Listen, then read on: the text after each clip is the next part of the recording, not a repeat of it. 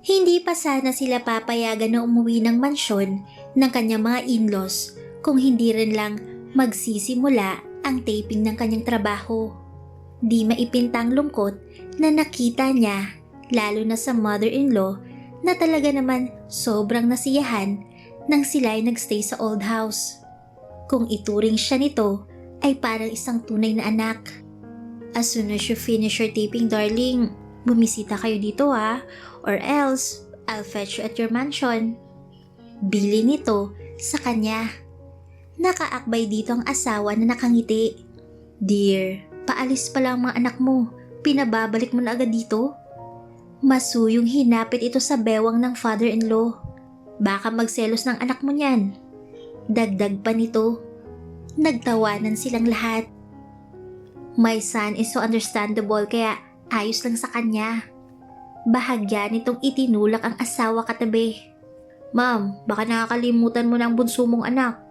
Minsan na umuwi rito kaya mas kailangan ko ng kalinga ng magulang ko.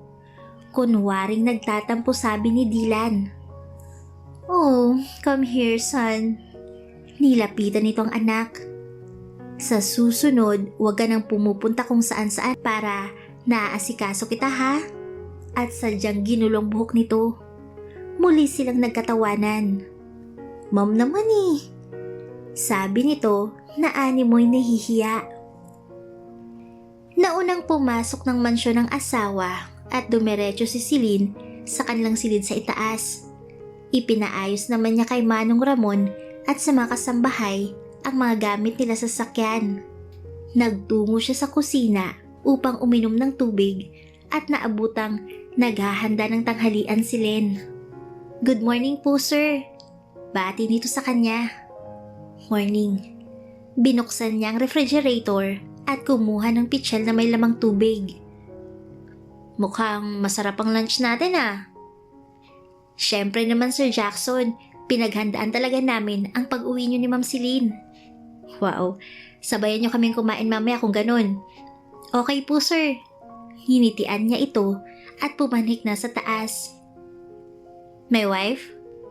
Ngunit hindi ito sumagot at tinungo niya ang banyo. Wala rin ito doon. Bago siya muling makalabas ng silid, ay napansin niyang nasa laundry basket ang hinubad nitong mga damit. Napakunot ang noon niya sa pag-iisip. Tina?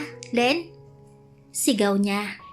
Tumatakbo si Tina na dala pa ang walis tambo. Sir Jackson, bakit po? Tanong nito. Nakita mo bang Ma'am Celine mo? Sir, lumabas ba siya? Sir, hindi mo siya napansin?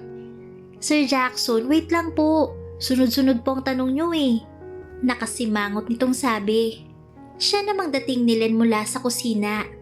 Dala-dala pa nito ang sandok na gamit sa pagluluto. Sir, hinahanap niyo po ba si Ma'am Celine? Oo eh, wala siya sa itaas ng pumanik ako. Nakapamewang niyang sabi. Pumasok po sa fitness room, doon po siya naglalagi. Kailan pa? Nagtataka niyang tanong. Matapos pong insidente ng pagdukot kay Ma'am, araw-araw na po siyang pumapasok sa paborito niyong silid. Isa pa sir, dala-dala niya rin po yung libro na niregalo niyo sa kanya. Sabad ni Tina. Okay, salamat sa inyo. Iniwan niya ang dalawa at nagmamadaling umakyat sa itaas. Hinanap niya ang isang pares na damit at agad na sinuot. Matagal-tagal na rin niyang hindi nagagamit ito dahil sa mga nakaraang nangyari. Naging abala siya sa mga trabaho sa kumpanya, gayon din sa pag-aasikaso sa asawa kung kaya't ni hindi na pumasok sa isipan niya na gawin ang isa sa pinakapaborito niyang libangan na kadalasan ay pampatanggal ng stress. Natutuwa siyang may makakasama at makakasabay na ipagpatuloy ang pagpapalakas ng katawan. Dahan-dahan niyang binuksan ang pinto at kapansin-pansin ang bagong tanawin na nakatalikod sa kanya. Isang seamless sport shirt at short sleeve ang suot ng asawa habang marahang tumatakbo sa treadmill.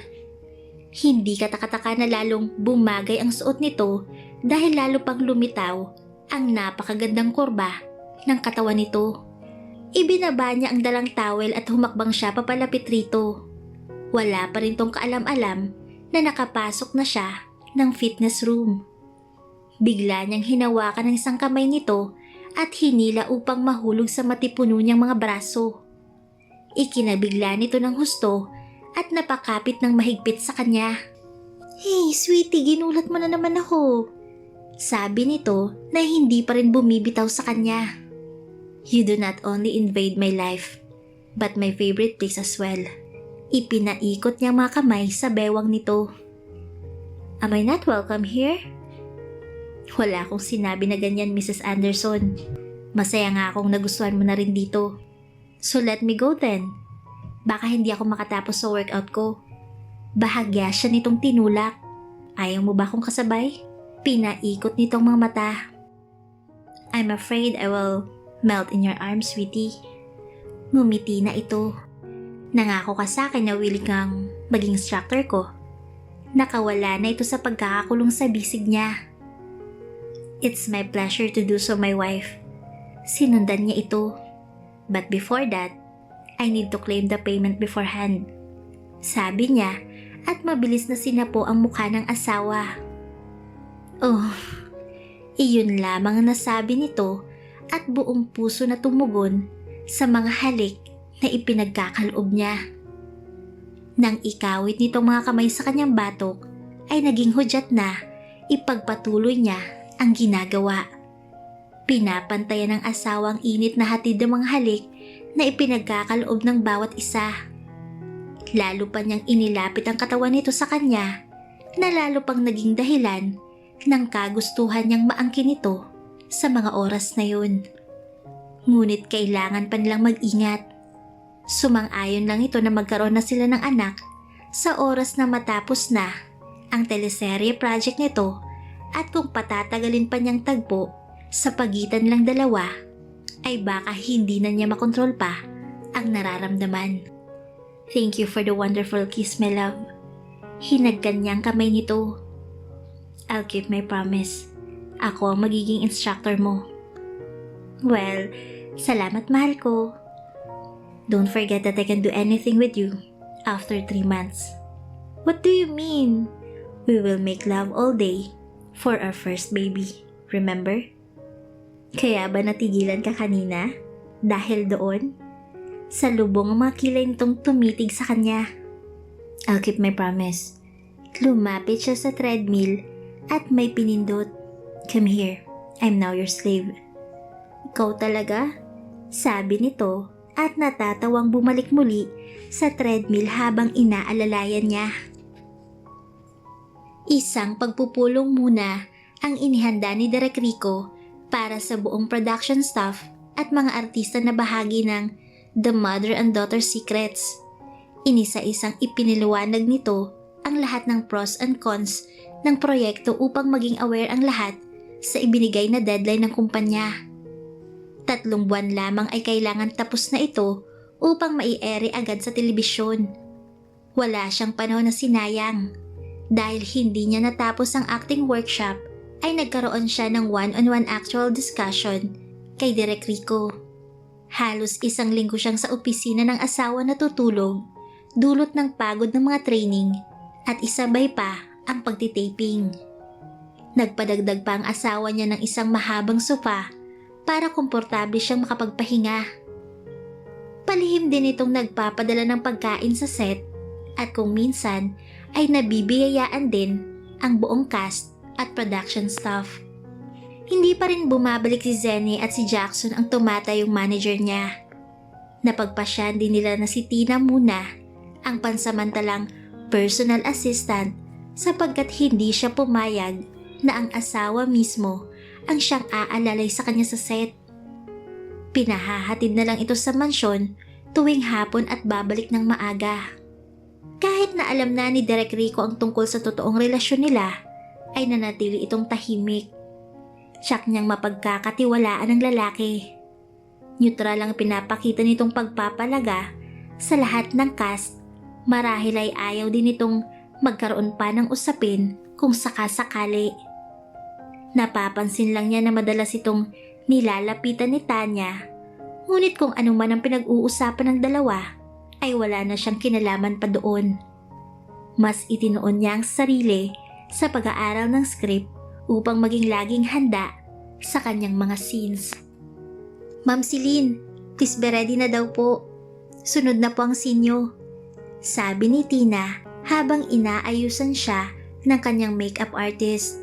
Salamat, Tina. Ma'am, bulong pa nito. Pinapasabi po pala ni Sir na susunduin niya raw po kayo sa baba mamaya. Napangiti siya matapos marinig ang sinabi nito. Nakausap mo ba siya? Tinawagan po ako ni Sir kanina at sinabi pa nga po niya na wag daw po kayo magpagutom. Ngumiti ito na parang kinikilig. Kahit siya man ay hindi mapigilang makaramdam ng kilig. Hindi yata nauubusan ng oras ang asawa para sa kanya. Next scene please. Sigaw ng direktor saktong katatapos lang ayusan siya. Nakita niyang naghihintay na si Miss Tessa na makakasama niya sa scene. In 5, 4, 3, 2, 1, action! Malakas na sabi ng isang staff. Hindi ka ba nahihiya? Baka nakakalimutan mo kung anong estado mo sa pamilyang ito. Bakit, Mami? Alam mo rin bang estado mo rito? Humakbang siya papalapit sa ina. Hindi ba't pareho lang naman tayo? Inilapit ang mukha sa tenga nito. Pareho naman tayo, kaya patas lang. Anong sinabi mo? Akma nitong sasampalin siya, ngunit mabilis niyang nahawakan ng kamay nito. Kung dati, hinahayaan kong gawin mo to sa akin bilang respeto ko sa inyo, hindi na ngayon. Hindi mo rin lang ako itinuring na isang tunay na anak, kaya ano pang respetong inaasahan mo mula sa akin? Maras niyang binitawan ang kamay nito, saka tumalikod at umalis. Cut! Sigaw muli ng direktor. Good job, Miss Tessa and Celine. What a great scene. Tuwang-tuwa na sabi ni Direk Rico. Salamat, Direk. Sabi niya at inabot ang bottled water mula kay Tina. Thanks, Direk, pero talagang nagulat ako kay Celine. Ang laki ng improvement niya araw-araw. Napalingon sila kung saan nakaupo si Celine. A new superstar is born. A superstar? May palagay ako na marami pang ibubuga si Celine. Hindi niya lang ito nadidiskubre. Tumangutango naman ang babaeng kausap. Ganap na 5:00 ng hapon natapos ang taping. Matapos magpaalam ang sarili niyang makeup artist, ay sabay silang pumunta ni Tina sa parking area. Nang makasakay na ito sa sumundong si Mang Ramon, ay saka naman dumating ang asawa. Sinamantala nitong walang ibang tao sa paligid, bago bumaba at diretsyong lumapit sa kanya. Isang halik ang iginawad nito sa kanyang buhok. Napapikit siya. Let's get in bago pa may makakita sa atin. Sumilay ang napakaganda nitong ngiti habang inaalalayan siyang pumasok sa dala nitong sasakyan. Saan tayo pupunta? Tanong niya nang mapansing ibang daan na ang tinatahak nila. Gusto ko lang na maipasyal ka. Halos wala ka ng pahinga. Sabi nito. Anong oras ang taping mo bukas? After lunch, tatapusin mo na kasi yung ibang scenes ni Miss Tessa at ng iba pang cast. Tugon niya. Sa isang kilalang spa siya dinala ng asawa. Nais nitong makapag-relax siya dahil sa araw-araw na walang pahinga sa pinagsabay na training at taping. Mabuti na lang at huling araw na ng training niya at taping na lang ang kailangan niyang intindihin sa natitirang 2 buwan. Sinisiguro niyang naibibigay niya ang lahat ng makakaya niya upang magampanan ang role na ibinigay sa kanya. Iginaya siya ng asawa sa massage room at sinabing hihintayin siya sa labas. Palabas na ito nang bigla niya itong hinila pabalik at hiniling na samahan sa pagmamasahe. Okay lang ako, sabi nito. No, hindi ako papayag. You also need a break. Bumaling siya sa babaeng therapist. Miss, meron ba kayong lalaking nagmamasahe? Mabilis itong tumango. pa-assist po para sa aking asawa. Agad itong tumalima. Hey, Mrs. Anderson, ayaw mo ba na babaeng magmasahe sa akin? Naipalibot ang dalawang kamay sa mga braso nito at makahulugang nakangiti sa kanya. Bakit? Gusto mo ba? Hinila niya ng marahan ang necktie nito upang mapalapit ang mukha sa kanya. Sa pagkakalapit nila ay tila pinangapusan nito ng paghinga. Unless it's my wife who will initiate to massage me. Isang mabilis na halik sa labi ang ginawa nito. Ikaw talaga. Ang akma niyang pagkurot sa asawa ay hindi natuloy dahil sa pagpasok ng dalawang therapist sa silid. You can do that later, my love. Tila nang aasar na sabi pa nito. You'll be the most beautiful bride in the world, pahayag ng kanyang mother-in-law. Kasama niya ito upang makipagkita sa wedding planner and designer na ito mismong pumili. Pinayagan lang sila na lumakad ni Jackson sa kondisyon na magsasama sila ng mga bodyguards. Katatapos lang ng 3 buwang pagtitaping at ang pag-aayos naman ng kasal ang inaasikaso niya sa tulong ng ina ng asawa. Thanks, ma'am. Sigurado akong kayo naman ang pinakamagandang bride nung kapanahunan niyo. Tugon niya. Well, hindi ko maitatanggi yan, darling. Kanino pa ba magmamana ang mga anak ko? Nagtawanan sila. Wag mo sanang masamain na gusto ko kaagad magkaapo. Excited lang ako na magkaroon muli ng maliliit na bata na magbibigay gulo at saya sa ating pamilya. Marahang pinisil nito ang kamay niya na nasa mesa. Willing naman akong mag-alaga sa old mansion at pwede rin kayong magpatuloy lang sa pagtatrabaho. Kinindatan siya nito. Wala namang problema sa akin, ma'am. Salamat po sa lahat ng suporta niyo. We are a family now. Remember that, darling. Mom, may gusto sana ako sabihin sa inyo. Pautal-utal niyang sabi. Come on, darling, ano yun? Siguro po ay alam niyo na ang family background ko. Mataman lang itong nakikinig sa kanya. Anak po ako sa labas ng mommy ko at hindi ko alam kung sinong totoong ama. Napabuntong hininga siya. Dinadala ko lang po ang pagiging Adriatico dahil iyon pong pinagamit na apelido sa akin. Tipid itong ngumiti at tumabi sa kanya. Isa ka pa ring tunay na Adriatico, anak. Wala kang dapat ipaliwanag sa akin dahil tinanggap ka na namin nang magkaroon ka ng kaugnayan sa anak naming si Jackson. Kung ano man ang nakaraan mo ay hindi importante sa amin. Mas pinahahalagahan namin ang kaligayahan na ang buong pamilya at siya kung hindi nagkamali ang anak ko sa pagkakakilala sa'yo. Ngunit tuluyan ko na rin pinutol ang kaugnayan sa kanila. Tumungo siya. Alam kong nararamdaman mo kaya kung yun ang naging desisyon mo, ire-respeto namin yun. Marahan siya nitong niyakap at tinugon niya naman ng buong higpit. Bahagi ka na ng pamilyang Anderson at magiging katuwang mo kami sa lahat ng pagdadaanan mo. You just need to open your heart to us, anak. Thank you, ma'am. Thank you po talaga. Hindi na niya mapigilan ng maiyak dahil sa sinabi nito. My family, especially me as your mother, is always here for you, anak. Don't worry too much. Good morning, madam! Sigaw ng taong kararating lang. Pasensya na't na-late ako. Sobrang traffic naman kasi sa daan. Ang daming itsuserang mga sasakyan, ang walang modo at basta-basta lang nagmamaneho kaya na-delay ako ng husto. Lumapit ito sa mother-in-law at nagbeso-beso. Namiss ko kayo, madam. Dagdag na sabi pa nito. And sino tong magandang to? Maarte nitong tanong. She is my daughter-in-law, si Lynn. Napanganga ito. OMG, really? Agad siyang nilapitan at bineso-beso rin. Who is the husband soon to be? Of course, it's my son, Jackson. Grabe NGSB ang anak mong yun tapos ikakasal na pala. Halatang gulat na gulat pa rin ito. Anyway, ano po ang maipaglilingkod ko sa inyo mga madam? Sabay umupo. I want your help. Gusto kong ikaw ang manguna sa pag-aasikaso ng lahat ng mga kakailanganin nila for their wedding. Magtatampo ako kapag tinanggahan mo ako, Alexis. Naku madam, alam mo naman na hindi ako makakatanggi sa'yo. Kailan bang wedding date? Kung kaya ng 1 week bakit hindi?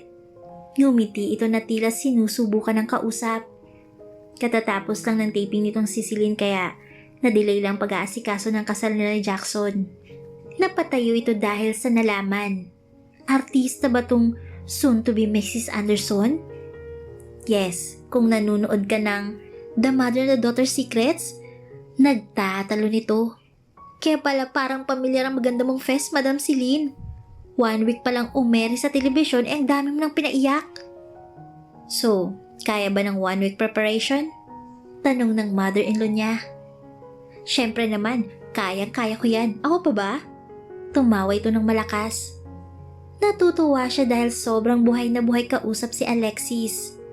Isa itong lalaking binabae, ngunit napaka-professional naman. Lahat ng mga detalye na kailangang asikasuhin ay seryoso nitong ipinaliliwanag. Kaya naman pala ito ang kinuha ng kanyang mother-in-law dahil sa husay nito na i-handle ang napakaraming mga kakailanganin sa paghahanda ng nalalapit nilang kasal ni Jackson. Gabi na nang makauwi sila sa old house. Napansin nilang nakatayo malapit sa pinto si Jackson at warig hinihintay sila. Bago pa sila makababa ng sasakyan, ay nakalapit na ito sa kanila. Inalalayang makababa siya at ang ina nito. Mag-aalala na sana ako kung saan kayo. Mabuti na lang at sinagot ng bodyguard na pauwi na kayo. Sabi nito. Don't worry son, we're fine.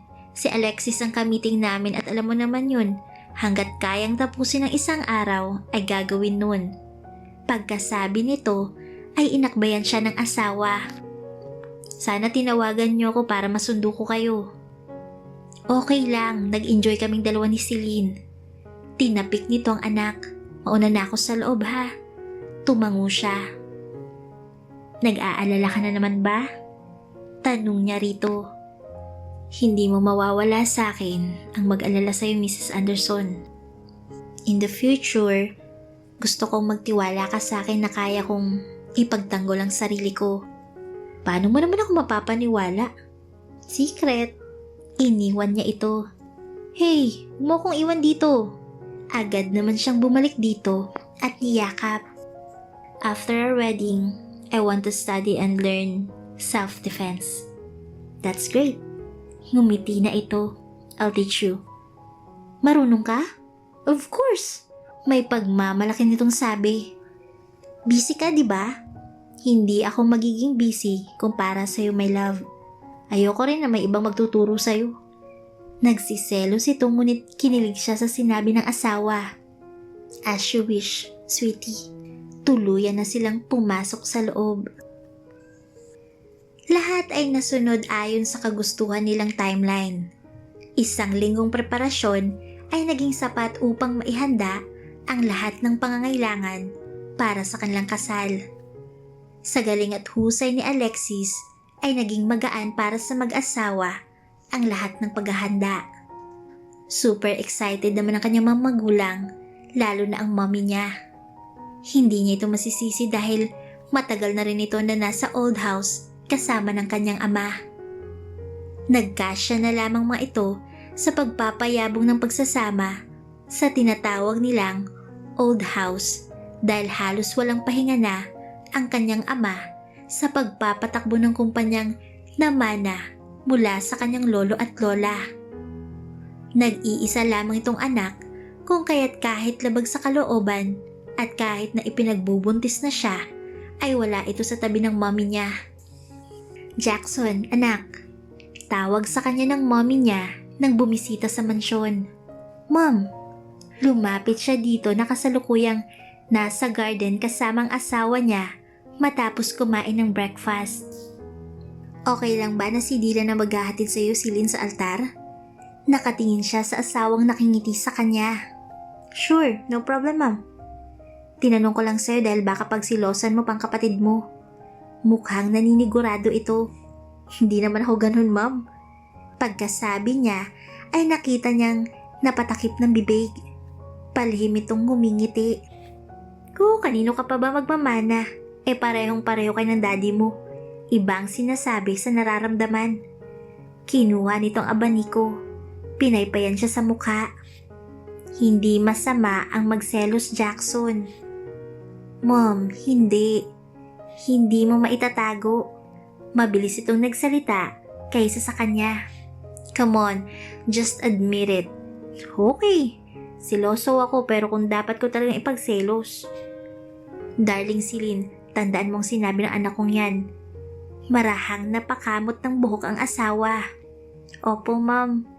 Sabi niyang sinusundan ng tingin ang mother-in-law na papasok sa loob.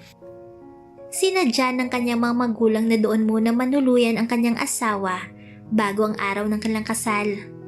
Kahit labag ito sa kanyang kalooban, ay wala siyang magawa dahil wala naman siyang magiging laban lalo na sa kanyang ina.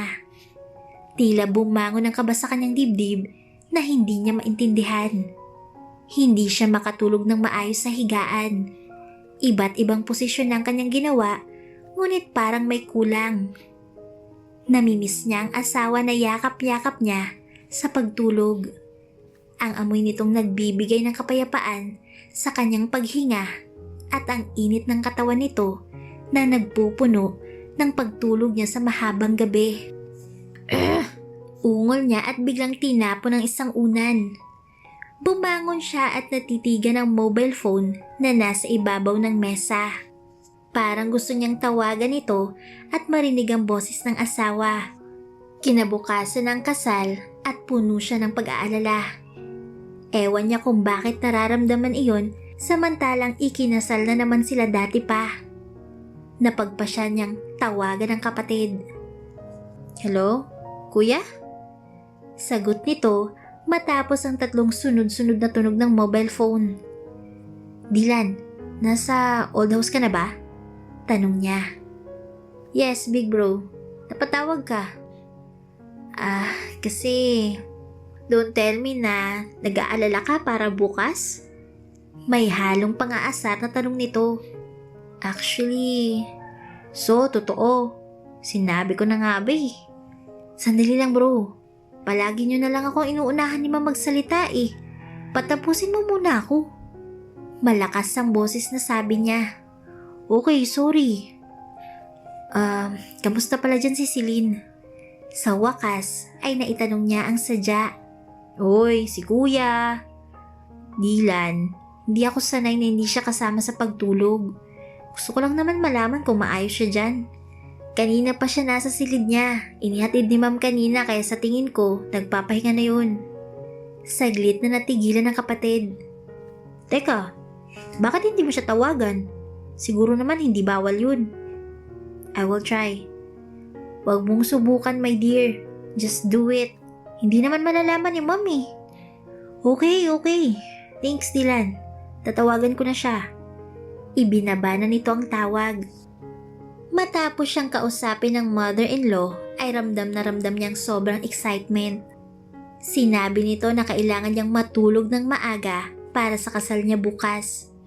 Hindi raw nito hahayaan na iwanan siya kahit saglit, masiguro lang na maging maayos ang lahat. Sobra siyang ini-spoil ng mother-in-law niya. Napailing siya nang sumagi sa isipan niya na baka ito ay pagsilosan pa ni Jackson. Bigla na lang siyang napangiti. Habang tumatagal kasi ay lalong nagiging mahigpit sa mga taong napapaugnay sa kanya. Iyon pala ay dahil ganon din ang father-in-law niya nang magpakasal at mag-asawa. Tunog ng mobile phone ang nagpalingon sa kanya. Inabot niya ito at nakitang pangalan ni Jackson sa screen, ngunit hindi niya agad sinagot ito. Kabilin-bilin na ng mother-in-law niya na hindi siya maaaring makipag-communicate sa asawa bago ang araw ng kasal nila. Isa raw yun sa basihan kung paano masusukat ang pagmamahal ng isang lalaki sa babae. Hindi niya sinagot ang tawag at sigurado siyang disappointed ito. Sa halip ay pinadalhan niya ito ng mensahe. Hi sweetie, I miss you. See you tomorrow. I love you so much. Bakit hindi mo sinasagot ang tawag ko? I want to hear your voice and I want to talk to you. Sagot nito. Antok na ako sweetie. Good night. Mwah. Okay, I love you too and good night. May kasama pang sad emoticon. Pinigilan lang niyang sarili na sabihin dito na gustong-gusto na rin niya itong kausap. Sa palagay niya ay hindi ito makatulog nang hindi siya katabi dahil unang gabi na hindi sila magkasama. Gusto niyang malaman at makita ang epekto nito kinabukasan na ayon na nga sa kanyang mother-in-law ay napaka-epektibo sa isang lalaki na maging emosyonal. Kahit na hindi niya matiis, ay gusto niyang sundin ang mommy nito. Pinilit na niyang makatulog kahit ang totoo ay hirap na hirap din siya na makaidlip man lang. Sa huli, halos kalagitnaan na ng gabi siya, tuluyang dinapuan ng antok. Hindi siya mapakali. Kasama na niyang mga magulang sa simbahan at kumpleto ng mga bisitang inimbitahan nila. Ngunit hindi pa dumarating si Celine at ang kapatid niyang si Dylan. 5 minuto na lang at magsisimula na ang misa kaya naman hindi niya mapigilan ang kabahan at mag-alala. Paano kung may masamang nangyari? Alam niyang hindi matatawaran ng galing ng kapatid para maprotekta nito, ngunit paano na lang kung hindi mabilang ang mga masasamang tao na nagtatangka sa asawa.